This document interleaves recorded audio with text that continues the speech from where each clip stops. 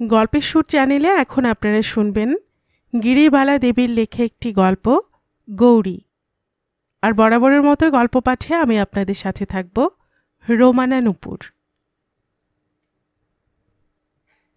বাল্যকালে পিতৃহীন হইবার পর হইতেই আত্মীয় বন্ধুদের নিকট অনবরত শুনিয়া আসিতেছিলাম আমার লেখাপড়া শিখিবার বিশেষ প্রয়োজন নাই। আমাদের বাঙালি জাতির অর্থ উপার্জনের উদ্দেশ্যই নাকি লেখাপড়া শিখিবার প্রয়াস। আমার অর্থ উপার্জনের প্রয়োজন যখন অল্প, তখন আর অনর্থক কতগুলি ইংরাজি বাংলা পুস্তকের মুণ্ডপাত করিয়া লাভ কি? আমার বাপ ঠাকুরদা তাহাদের একমাত্র বংশধরের জন্য দয়া পরবশ হইয়া যাহা সঞ্চয় করিয়া গিয়াছেন, আমেরই চালে চলিলেও নাকি আমার ৭ পুরুষ তাহা নিঃশেষ করিতে পারিবেন না, ইত্যাদি। হিতৈষী বন্ধুদের এই তিলকে তাল করিবার অযাচিত চেষ্টার ফলে আমাদের ক্ষুদ্র গ্রামবাসীদিগের নিকট আমি একাধারে সম্মান ও ঈর্ষার পাত্র হইয়া উঠিতেছিলাম। বাল্যকাল হইতে আমি সমস্ত বিষয়ে একটা প্রতিপত্তি লাভ করিয়া অসাধারণ হইবার চেষ্টায় অকালপক্বতা লাভ করিয়াছিলাম। বিশেষত্বের মধ্যে গ্রামের বিদ্যাটুকু আয়ত্ত করিতেই আমার বাঙালি জীবনের ২০ কোঠা উত্তীর্ণ হইয়া গেল। উচ্চবিদ্যায় ভূষিত হইবার আশায় কলিকাতায় আসিয়া আমার নবীন জীবনের আশা উৎসাহ উদ্দীপ্ত হইয়া উঠিল। সিনেট হলে বক্তৃতা শুনিয়া গোলদিঘির ধারে গবেষণা করিয়া ২ দিনের মধ্যেই ২০ শতাব্দীর গ্যারিবল্ডি হইবার কল্পনায় মাতিয়া উঠিলাম। কয়েকটি বন্ধু মিলিয়া সকাল সন্ধ্যায় তেতালার নিভৃত ছাদে স্বদেশ উদ্ধারের জল্পনা কল্পনায় দিনের পর দিন অতিবাহিত হইতে লাগিলাম। কিন্তু স্বদেশ উদ্ধার ব্রতে আমরা যতদূর অগ্রসর হইতে লাগিলাম, লেখাপড়ায় তাহার শতাংশের একাংশও নহে। ভারতের ভাবী বীর চূড়ামণিদের বীরত্বের আস্ফালনে কুসুম কোমলা বীণাপাণি সভয়ে মহাপ্রস্থানের উদ্যোগ করিতে লাগিলেন। মনে মনে সান্ত্বনা ছিল, যাহারা বীরত্বে এই ক্ষণস্থায়ী জগতে প্রাতঃস্মরণীয় হইয়া গিয়াছেন, তাহারা কেহই বিশ্ববিদ্যালয়ের সবগুলি ডিগ্রি আয়ত্ত করেন নাই। তাহাদের পদাঙ্ক অনুসরণকারীদেরও উহার প্রয়োজন হইবে না। গ্রীষ্মের ছুটির সময় কলেজ বন্ধ হইবার পর মা দেশ হইতে পত্র লিখিলেন, শীঘ্র বাড়ি আসিও। আমি উত্তরে লিখিলাম, এখন আমার যাইবার উপায় নাই, কাজ আছে। সমস্ত দিন না খাইয়া দুপুর রৌদ্রে সকলের বাড়ি বাড়ি চাঁদার খাতা লইয়া ছুটাছুটি করিতেই আমার সময় কাটিয়া যাইত। দেশ উদ্ধার ব্রতে এতই মাতিয়া উঠিলাম যে আহার নিদ্রার কথাও স্মরণ রাখা কঠিন হইয়া উঠিত। দেশের জন্য প্রাণ বিসর্জন করা যেন আশু কর্তব্যের মধ্যেই ধরিয়া লইয়াছিলাম। কি উপায়ে সেই দুঃসাধ্য কাজ সমাধা করিয়া এ বিশ্বজগৎকে চমকিত করিব, তাহার একটা মোটামুটি প্ল্যান মগজের মধ্যে দিবানিশি ঘুরিয়া বেড়াইত।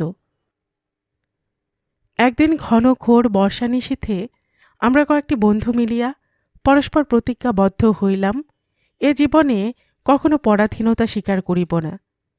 আপনাদের স্বদেশজাত দ্রব্য ছাড়া বিলাতি দ্রব্য গোরক্ত ব্রহ্মরক্ত জ্ঞান করিব এবং আজীবন বিবাহ না করিয়া সন্তান ধর্ম পালন করিব, ইত্যাদি। কয়েকদিন পরে সেদিন প্রভাতে গুড় সংযোগে চা পান করিতেছিলাম। স্বদেশজাত চিনির প্রতি আমাদের আদৌ আস্থা ছিল না, তাই সবচাইতে নিরাপদ গুড়ের কৃপাতেই আমাদের উক্ত কার্যটি সমাধা করিতে হইত। অমূল্য ঘরে ঠুকিয়া ডাকিল, হরিশ। অমূল্যর অসম্ভাবিত আগমনে আমি আশ্চর্যান্বিত হইয়া উৎকণ্ঠিত হৃদয় জিজ্ঞাসা করিলাম, তুমি বাড়ি থেকে কখন এলে? বাড়ি সব ভালো তো? অমূল্য হাস্য বিকশিত মুখে বলিল, আমি এই তো এখনই আসছি। তুমি বাড়ি যাও না বলে তোমার মা বড় উতলা হয়েছেন, তিনি আমাকে পাঠিয়ে দিয়েছেন। আজই আমার সাথে তোমাকে যেতে হবে। অমূল্যর কথায় মার স্নেহভরা মুখখানি চক্ষুর সম্মুখে ভাসিয়া উঠিল। আজ কত দিন মাকে দেখি নাই। মা আমাকে পত্র লিখিয়া বাড়িতে ফিরাইতে না পারায় আমার একনিষ্ঠ স্নেহমুগ্ধ ভক্ত অমূল্যকে পাঠাইয়াছেন। মার স্নেহ মমতার কথা স্মরণ করিয়া আমার হৃদয় মন উচ্ছ্বাসিত হইয়া উঠিল। মনে মনে বলিলাম, দুঃখিনী মাতৃভূমি, এ অধম সন্তানকে কয়েকদিনের ছুটি দাও না। মাতৃচরণ বন্দনা করিয়া নবীন উদ্যমে নব উৎসাহে এ হৃদয় মন তোমার কাছে নিয়োজিত করিতে আবার ফিরিয়া আসিব দেবী।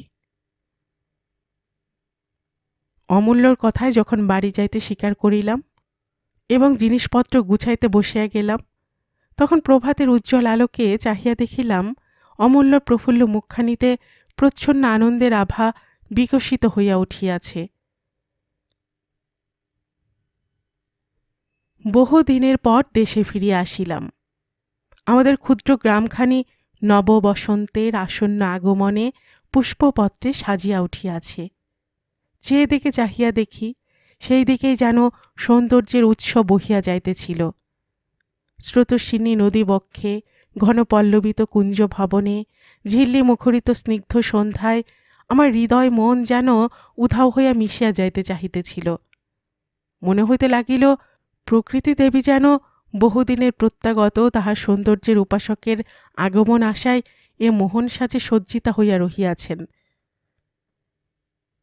বাড়ি ঢুকিয়া মাতৃচরণে প্রণত হইয়া আমি বিস্মিত হইয়া গেলাম। মার মুখখানি আসন্ন আনন্দের আভায় সমুজ্জ্বল হইয়া উঠিয়াছে। দুই একটি আত্মীয় বন্ধুর কোলাহলে আমাদের নির্জন গৃহখানি মুখরিত হইয়া উঠিয়াছে। ঝি চাকর সকলের মুখে আনন্দের আভা খেলিয়া যাইতেছে। একটি অসম্ভব সম্ভাবনায় আমার হৃদয় বিচলিত হইয়া উঠিল। মাকে জিজ্ঞাসা করিলাম। মা হাসি মুখে মুখ নত করিলেন। আমার দুঃসম্পর্কীয় ঠাকুরমা আগু বাড়াইয়া আমার প্রশ্নের উত্তর দিলেন। যার বিয়ে তার খবর নাই, পাড়াপড়শির ঘুম কামাই। আমি ঠাকুরমার কথায় যেন আকাশ হইতে পড়িলাম। ঠাকুরমার কাছে কথায় কথায় জানিয়া লইলাম আমার বিবাহের ঘটক অমূল্য। তাহার দুস্থ মামাটির আস্ত কন্যাদায়ের হাত হইতে উদ্ধার করিবার নিমিত্ত অমূল্য এ বিবাহে মাকে প্রবর্তিত করিয়াছে, এবং বিবাহে যে আমার অমত ঘটিবার কারণ নাই, অমূল্যই মাকে সেটুকু বেশ করিয়া হৃদয়ঙ্গম করাইয়াছে। সমস্ত কথা শুনিয়া রাগে দুঃখে আমার চক্ষু ফাটিয়া দুই বিন্দু অশ্রু ঝরিয়া পড়িল। হায় মাতৃভূমি, তোমার আকাশে কি বজ্র নাই যে এই বিশ্বাসঘাতকদের মস্তকে নিপতিত হয় না? কিন্তু রাগ করিয়া লাভ কি? নিজের হৃদয়ে শুধু শত বৃশ্চিক দংশন জ্বালা অনুভব করিতে লাগিলাম। অমূল্য প্রীতি প্রফুল্ল মুখে ঘুরিয়া বেড়াইতে লাগিল। ইচ্ছায় হোক অনিচ্ছায় হোক গৌরীকে বিবাহ করিয়া ঘরে আনিলাম। অমূল্যের ওপর যত রাগ দেশ, নিজের সংকল্পের ব্যর্থতায় ক্ষোভ, সমস্ত বৃত্তি গৌরীর স্কন্ধে চাপাইয়া আমি অনেকটা প্রশান্ত চিত্ত হইলাম। কিন্তু আমার সমস্ত আশা ভরসার অভ্রভেদী মন্দির ভগ্নস্তূপ হইয়া গেল। আমার কল্পনা যশ সূর্য অস্তগমন উন্মুখ হইল। উজ্জ্বল জীবনের উপর কোথা হইতে যেন অন্ধকারে জবনিকা প্রসারিত হইল। গৌরীর সংকোচনত মুখখানি, লজ্জা জড়িত দেহলতা দেখিলেই আমার আপাদমস্তক জ্বলিয়া উঠিত। এই কি আমার উপযুক্ত স্ত্রী? এ প্রশ্নে আমার সমস্ত দেহ মন সাড়া দেয়া উঠিত। না, এ কি উপযুক্ত? ঝান্সির লক্ষ্মীবাই, আনন্দমঠের শান্তি, চিতরের পদ্মিনী, ইহার কেহ আমার পদপ্রান্তে বিবাহ প্রার্থিনী হয়ে আসিলেও আমি আশ্চর্য হইতাম না। কিন্তু গৌরী সেই স্থান পূর্ণ করিতে অগ্রসর হইতেছে, ইহা মনে করিলে আমার ধৈর্যের সীমা অতিক্রান্ত হইবার মতো হইত। প্রভাতে মায়ের পূজার আয়োজন করিয়া মধ্যাহ্নে বামন দিদির শ্রীহস্ত হইতে কাড়িয়া উচ্ছের শুক্তো আর সজনে খাড়ার চচ্চড়ি রাঁধিয়া এবং অপরাহ্নে মার পদতলে বসিয়া মহাভারত পড়িয়া সন্ধ্যায় তুলসী মঞ্চে আলো প্রদান করিয়াই যে গৌরী আমার উপযুক্ত সহধর্মিণীর আসন অধিকৃত করিবে, ইহা কি সম্ভব হইতে পারে? নোলক পড়া অশ্রুভরা শ্যামচিক্কণ দেহলতা লইয়াই যে গৌরী আমার স্ত্রী নামে সকলের নিকট পরিচিত হইবার স্পর্ধা রাখিবে, ইহা মনে করিতেও লজ্জায় হৃদয়খানি ম্রিয়মান হইত। বিবাহ রজনীতে মনে ভাবিয়াছিলাম গৌরীকে লইয়া বুঝি আমার একদিনও কাটিবে না, কিন্তু এ হেন বিভীষিকা রূপিণী গৌরীকে লইয়া আমার নির্বিবাদে একটি বছরও কাটিয়া গেল। 1 বছরে গৌরীর সহিত আমার আলাপ পরিচয় সামান্যই ঘটিয়াছিল। গৌরী যখন আমাদের বাড়ি থাকিত, আমি তখন নানা অছিলায় কলিকাতায় কাটাইয়া দিতাম। বাড়ি থাকিলেও তাহার লজ্জিত দেহলতা, সংকুচিত মুখ দেখিলেই আমার রাগ হইত। আমি কি তাহার নিকটে এত সহজলভ্য যে আমি সাধিয়া কথা না বলিলে সে চুপ করিয়া কাটাইবে? একাদিক্রমে ৫-৭ দিন কথা না কহিয়া দেখিতাম, তাহাতে গৌরীর কোনো বৈলক্ষণ্যই প্রকাশ পাইত না। সেদিন রাত্রে খুব জ্যোৎস্না উঠিয়াছিল। শয়নগৃহে যাইয়া দেখিলাম শুভ্র শয্যাতলে গৌরী অকাতরে নিদ্রিত হইয়া রহিয়াছে। মুক্ত গবাক্ষ পথে চন্দ্রের সুশীতল জ্যোৎস্না রেখা গৌরীর সুপ্ত বদনে ক্রীড়া করিতেছে। কি সুন্দর মুখখানি! বিশ্বের সমস্ত সৌন্দর্য যেন ওই শান্ত কোমল সরলতাপূর্ণ মুখখানিতে সংযুক্ত হইয়া রহিয়াছে। আমার পাষাণ হৃদয় একটু আর্দ্র হইল। মনে ভাবিয়া দেখিলাম, ইহাকে যখন ত্যাগ করিবার উপায় নাই, আজীবন নীলকণ্ঠের মতো এ বিষ আমার কণ্ঠে রহিবে, তখন আর ইহাকে উপেক্ষা কেন? এই সরল হৃদয়টিতে জ্ঞানের আলো জ্বালাইয়া ইহাকে আমার উপযুক্ত করিয়া গড়িতে হইবে। গৌরীর নিকটে দাঁড়াইয়া এই প্রথম আমি তাহাকে ডাকিলাম, গৌরী। গৌরী চমকিয়া শয্যাতলে উঠিয়া বসিল। তার সমস্ত মুখখানি যেন অলক্ত রাগে রঞ্জিত হইয়া উঠিল। আমি বলিলাম, আমি তোমাকে লেখাপড়া শেখাতে চাই, তুমি শিখিবে কি? গৌরী কথা কহিল না। তাহার স্নিগ্ধ নয়ন দুটি আমার মুখের উপর স্থাপিত করিয়া নীরবে বসিয়া রহিল। আমি তাহার নয়নের ভাষা বুঝিলাম। সে মিনতিপূর্ণ স্নিগ্ধ নয়ন যেন বলিতেছে, তুমি শিখাইলে আমি শিখিব। আমি বলিলাম, কাল সকালবেলা থেকে তোমার লেখাপড়ার ব্যবস্থা ঠিক করে দেব।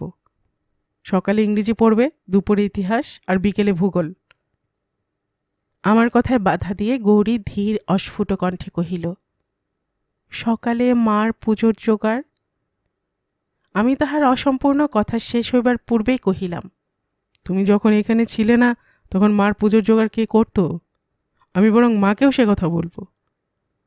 আমার কথা গৌরী কাতর কণ্ঠে বলিল, ছি, মাকে এ কথা বলো না।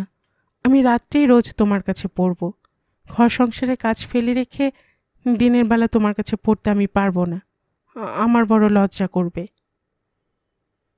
গৌরীর কথায় রাগের কোনোই কারণ ছিল না, কিন্তু আমার বীর হৃদয়ের উষ্ণ রক্ত গৌরীর কথায় শিরায় শিরায় প্রবাহিত হইয়া উঠিল। নিজের মহামূল্য সময় ব্যয় করিয়া যে অজ্ঞকে মনুষ্য করিতে চাই, সেই বলে কিনা আমি তোমার কথা শুনিব না। আর ক্রোধবহ্নি প্রচ্ছন্ন রাখিতে পারিলাম না। আমি তীব্র কণ্ঠে কহিলাম, তোমার লজ্জায় যখন সবচেয়ে বড় হলো, তুমি লজ্জা নিয়ে থাকো, তোমাকে দিয়ে আমার কোনো দরকার নেই। শয়ন গৃহ ত্যাগ করিয়া চলিলাম। পরদিন সকালে উঠিয়াই মাকে বলিলাম, আমার আজই কলিকাতা যেতে হবে। মা সন্দিগ্ধ ভাবে আমার মুখের দিকে চাহিয়া স্নেহপূর্ণ কণ্ঠে কহিলেন, কই, কাল তো যাবার কথা কিছু বললি না? আমি অম্লান বদনে বলিলাম, রাত্রে যাওয়া ঠিক করেছি, না গেলেই হবে না। মা আর কোনো আপত্তি করিলেন না। তাহার সরল মনে আমার কথায় অকাট্য প্রমাণ। মনে মনে বেশ একটু জ্বালাময় আনন্দ অনুভব করিতেছিলাম। গৌরী আজ বুঝুক যে তার লজ্জার জড়তা অপেক্ষা আমার সম্মান অনেক বেশি। আমাদের বাড়ি হইতে স্টেশন কিছু দূরে, তাই ট্রেনের নির্দিষ্ট সময়ের কিছু পূর্বেই নৌকারোহণে স্টেশন অভিমুখে রওনা হইলাম। যাত্রাকালে গৌরীর সহিত সাক্ষাতের কোনো প্রয়োজন বোধ করিলাম না। আমার নৌকাটি যখন নিঃশব্দে আমার গন্তব্য পথের দিকে ভাসিয়া চলিল, তখন হঠাৎ চাহিয়া দেখি আমাদের অন্তরের ঘন বনবেষ্টিত বাগানে বকুলবীথির ছায়া শীতলতলে দাঁড়াইয়া কে যেন আমার বিদায় ব্যাপারটা তৃষিত নয়নে দেখিতেছে। চৈত্রের শেষ অপরাহ্নের স্নিগ্ধ আলোকে পল্লব বিতানে আপনার ঘনমুক্ত কেশ জালের মধ্য হইতে কার উৎসুক নয়ন দুইটির কাতর দৃষ্টি আমার মুখের উপর সংবদ্ধ রহিয়াছে। সেই সুন্দর সরল বদনে অপার্থিব করুণা বিচ্ছুরিত হইতেছে। সে বিষণ্ণ নয়নে কি কোমলতা বিরাজ করিতেছে। বীর হৃদয়ের দৃঢ়তা আর বুঝি থাকে না। মনে ভাবিলাম, গৃহে ফিরিয়া যাই, সমস্ত রাগ, অভিমান, গর্ব, আত্মমর্যাদা অতল সলিলে বিসর্জন দিয়া ওই বেদনা ভারে নিপীড়িতা বালিকার সজল মলিন মুখখানি বক্ষে তুলিয়া লই। কিন্তু মার নিকটে না যাইবার কি প্রমাণ দেখাইব ভাবিয়া পাইলাম না। যতক্ষণ দেখা যায় দেখিলাম ঊর্ধ্বে তাপিতা নীলাম্বর, অদূরে খরস্রোতা তটিনী, মধ্যাহ্নের উজ্জ্বল আলোক স্বরূপিণী একটি মুগ্ধা কিশোরী ঘন পল্লব বিতানে আপনাকে লুকাইয়া সজল নয়নে কোনো সুদূরের পানে চাহিয়া রহিয়াছে। ধীরে ধীরে নৌকাখানি দূরে চলিয়া গেল। তরু শ্রেণীর অন্তরালে সে করুণ মূর্তিখানি আমার নয়নপথ হইতে অন্তর্হিত হইয়া গেল। কিন্তু হৃদয় কোণে একটি অশ্রুলোচনা ঘন মুক্ত কেশ জালে সমাচ্ছন্ন কিশোরীর মুখখানি অন্ধকারে উজ্জ্বল নক্ষত্রের মতো ফুটিয়া উঠিল। কলিকাতা আসিলাম, কিন্তু হৃদয়ের মধ্যে কি এক তীব্র অনুশোচনা হাহাকার করিয়া উঠিতেছিল। আহারে বিহারে হাসি আনন্দের মাঝখানে কার কোমল মুখখানির কাতর দৃষ্টি আমার সমস্ত কাজে বাধা দিতে জাগিয়া উঠিত। নিজের দুর্বলতা দেখিয়া নিজেই বিস্মিত হইয়া যাইতাম। এ পাষাণকে কেমন করিয়া সে মায়ালতা আচ্ছন্ন করিয়া ফেলিয়াছে। আমি জানিতাম আমি গৌরীকে ভালোবাসি না, কখনো ভালোবাসিবার কল্পনাও করি নাই।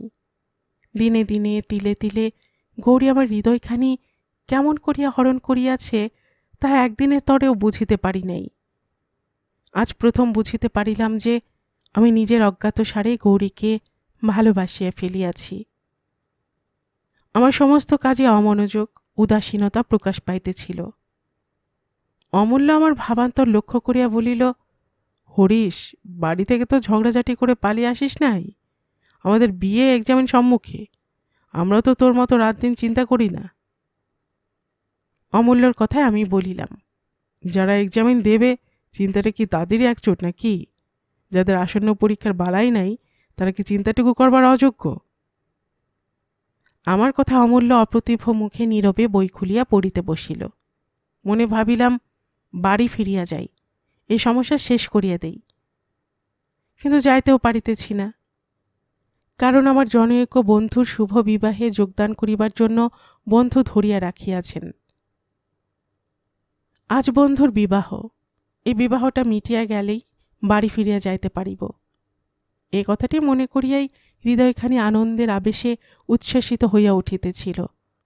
হায় মোহ, আজ কোথায় গেল দেশ উদ্ধার, কোথায় গেল দেশের জন্য প্রাণ বিসর্জন? একটি ক্ষুদ্র বালিকার ক্ষুদ্র স্মৃতিতে হৃদয়খানি পরিপূর্ণ হইয়া উঠিল। চাকর একখানা চিঠি দিয়া গেল। চিঠিটা খুলিয়া দেখিলাম এ চিঠি গৌরীর। গৌরী লিখিয়াছে, তুমি আমার সমস্ত অপরাধ ক্ষমা করিয়া বাড়ি ফিরিয়া এসো। আমি দিনের বেলায় তোমার কাছে পড়িব, আর অবাধ্য হইব না। এই প্রথম গৌরী আমাকে চিঠি লিখিয়াছে। কি সুন্দর হস্তাক্ষরগুলি! তাহারই কোমল নয়ন দুইটির নীরব সম্ভাষণ এ যেন আমার নিকটে তাহার হৃদয়দ্বার খুলিয়া দিয়াছে। ব্যথিতা বালিকা কত হৃদয় বেদনা বহিবার পর এই চিঠিখানি লিখিতে সক্ষম হইয়াছে। আজ আমার কাছে সে ভাবটুকু গুপ্ত রহিল না। ব্যথিতা বালিকা কত হৃদয় বেদনা বহিবার পর এই চিঠিখানি লিখিতে সক্ষম হইয়াছে, আজ আমার কাছে সে ভাবটুকু গুপ্ত রহিল না। মনে মনে ভাবিলাম, আজ বন্ধুর বিবাহ, কালই আমি রওনা হইব। তুমি আমার কাছে ক্ষমা চাহিয়াছ গৌরী। যে আত্মমর্যাদা অন্ধ হইয়া হিন্দু বধূর কর্তব্য হইতে তোমাকে বিচ্যুত করিতে চাহিয়াছিল, সে তোমার নিকট ক্ষমা প্রার্থী হইয়া যাইতেছে। প্রসন্ন হাস্যে তুমি তাহাকে ক্ষমা করিয়া তাহার সকল দৈন্য মুছাইয়া দিও। গৌরী চিঠিখানা পড়িয়া আমার জামার বুক পকেটে রাখিয়া দিলাম। রাত্রি 10টার সময় বন্ধুর বিবাহের নিমন্ত্রণ খাইয়া সাঁচি পানির কিলি মুখে পুড়িয়া বেলফুলের মালা গলায় জড়াইয়া বাসায় ফিরিয়া দেখি অমূল্য উৎকণ্ঠিত নয়নে আমারই আশাপথ চাহিয়া রহিয়াছে। তাহার মুখের দিকে চাহিয়া আশ্চর্য হইয়া গেলাম। আমাকে দেখে অমূল্য বলিয়া উঠিল, হরিশ, আর দাঁড়াবার সময় নাই, চল ভাই, 11টার ট্রেনে আমাদের বাড়ি যেতে হবে, এই টেলিগ্রাম এসেছে। আমি অমূল্যর হাত হইতে টেলিগ্রাম লইয়া পাঠ করিলাম, গৌরীর বিসূচিকা, তোমরা সত্বর এসো। আমার মাথা ঘুরিতে লাগিল। চক্ষুতে অন্ধকার দেখিতে লাগিলাম। আমার হৃদয়ের মধ্যে আশঙ্কার ঝটিকা বিপুল বেগে বহিতে লাগিল। সমস্ত পথ কেমন করিয়া কাটিয়া গেল কিছুই মনে পড়ে না। বাড়ির ঘাটে যখন নৌকা থামিল, আশাপূর্ণ নয়নে একবার পল্লব ঘন বকুল বীথির তলে চাহিয়া দেখিলাম।